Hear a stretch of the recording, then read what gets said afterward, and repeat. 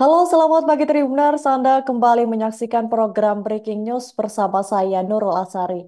Proses penghitungan suara Pilpres 2024 oleh KPU RI atau Real Count masih terus dilakukan hingga saat ini. Berdasarkan data dari situs KPU RI per Senin 19 Februari pukul 7 waktu Indonesia Barat, data yang masuk sudah mencapai 70,47%. Data tersebut berasal dari 580.097 TPS di seluruh Indonesia. Adapun total TPS seluruhnya mencapai 823.236. Berikut ini rincian perolehan suara Capres-Cawapres yang terbaru. Untuk pasangan Capres-Cawapres nomor urut 1 Anies Baswedan dan juga Muhaimin Iskandar memperoleh suara sebanyak 22.763.405 atau 24,35%. Kemudian disusul oleh Capres-Cawapres nomor urut 2 Prabowo Subianto dan Gibran Raka Buming Raka yang unggul dengan mendapatkan suara terbanyak yakni 54.505.337 atau sebanyak 58,31%.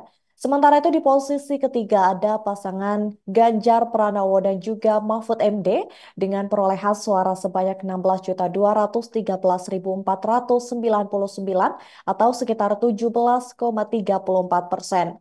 Berdasarkan data real count KPU, pasangan Prabowo Gibran terus unggul jauh dibandingkan dengan dua paslon lainnya. Persentase perolehan suara mereka bahkan naik nyaris mencapai 60%. Namun perlu diketahui juga bahwa sesuai peraturan KPU nomor 3 tahun 2022, KPU mempunyai waktu sampai 19 Maret untuk menyelesaikan rekapitulasi penghitungan suara hingga tingkat nasional atau paling lambat akan diumumkan pada 20 Maret 2024.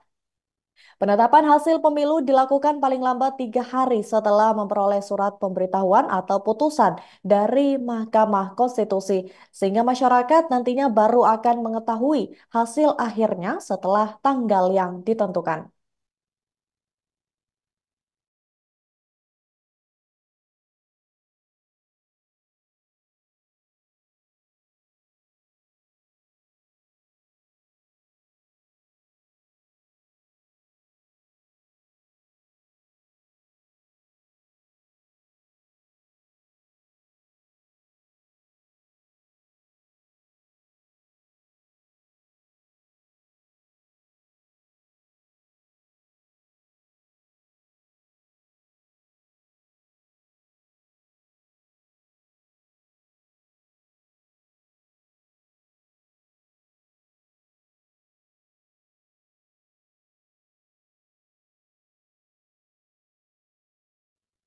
Perolehan hasil pemilu 2024 sementara menuai sorotan dari berbagai pihak. Satu di antaranya adalah relawan paslon nomor urut 3 Ganjar Pranowo dan juga Mahfud MD.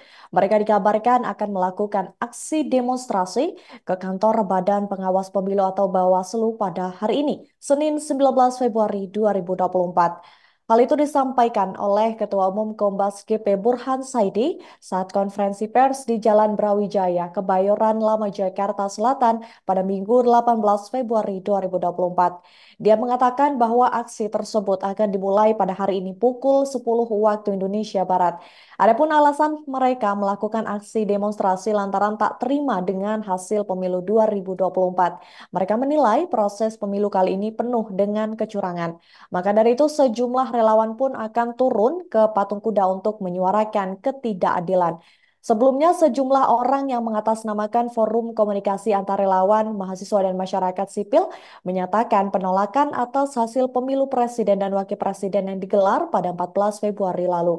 Adapun hal itu mereka tuangkan dalam sebuah petisi yang dinamakan Petisi Brawijaya dan disampaikan di Jalan Brawijaya 8 nomor 6 Kebayoran Lama Jakarta Selatan. Dalam petisi Brawijaya yang disampaikan perwakilan relawan Haposan Situmorang itu Terdapat setidaknya 5 poin utama yang salah satunya berisi soal penolakan hasil pemilu presiden dan wakil presiden. Pada petisi itu relawan mengklaim bahwa hasil pemilu presiden dan wakil presiden itu dinilai diwarnai dengan berbagai kecurangan. Kemudian dalam poin selanjutnya juga para relawan meminta agar Komisi Pemilihan Umum atau KPU melakukan proses pemilu ulang secara jujur adil, khususnya pemilihan presiden dan wakil presiden 2024 hingga 2029.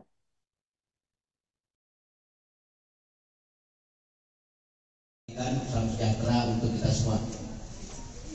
Pertama kami mengucapkan terima kasih kepada seluruh awak media, baik televisi maupun elektronik maupun media cetak dan media online, atas kehadirannya bersedia menerima undangan kami untuk menghadiri konferensi pers pembacaan sikap terhadap apa yang terjadi di Republik ini. Juga terima kasih kepada rekan-rekan, teman-teman relawan, masyarakat dan mahasiswa serta profesi yang telah hadir di Brawijaya 8 nomor 6. Teman-teman, maksud dan tujuan kita hadir di sini adalah kita ingin menyampaikan sebuah petisi sehubungan telah terlaksananya tahapan pencoblosan pemilihan presiden tanggal 14 Februari 2024. Dan kami dari relawan Ganjar Mahfud melihat secara gamblang, secara kasat mata, baik melalui informasi di sosial media maupun yang kita hadapi di lapangan, ada ketidakberesan dalam pelaksanaan proses pemilu kali ini. Dan menurut kacamata kami, ini adalah proses pemilu terburuk yang pernah terjadi di Republik ini.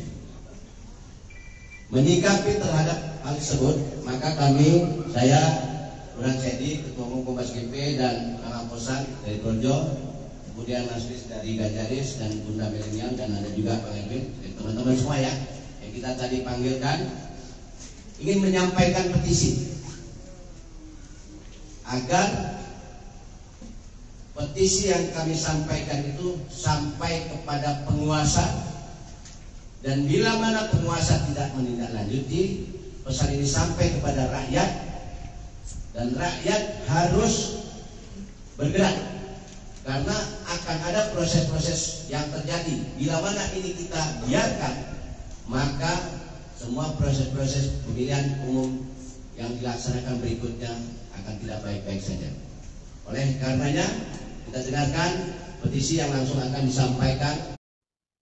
Ketua Umum Partai Nasdem Surya Paloh bertemu dengan Presiden Republik Indonesia Joko Widodo di Istana Kepresidenan Jakarta pada Minggu 18 Februari 2024 malam.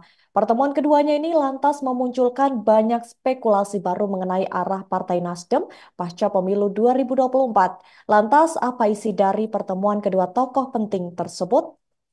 Ketua DPP Partai Nasdem Willy Aditya pun mengungkap isi pertemuan antara Ketua Umum Nasdem Surya Paloh dengan Presiden Jokowi.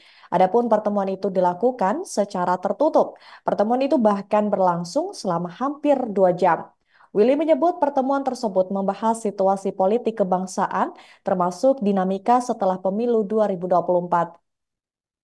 Hal itu disampaikan oleh Willy kepada wartawan pada Senin 19 Februari 2024. Lebih lanjut, Willy mengatakan bahwa pertemuan Surya Paloh dan Presiden Jokowi dalam ranah pendidikan politik dan kultur yang tidak kekanak-kanakan. Willy menilai pertemuan dua tokoh itu harus dilihat secara konstruktif, bagaimana komunikasi antar elit politik yang dilakukan setelah pemilu. Selain itu, Willy juga menyebut bahwa Surya Paloh sangat terbuka untuk berkomunikasi dengan siapapun. Sebab menurutnya pertemuan antar elit ini bisa menjadi modal sosial sekaligus modal politik bangsa ke depannya.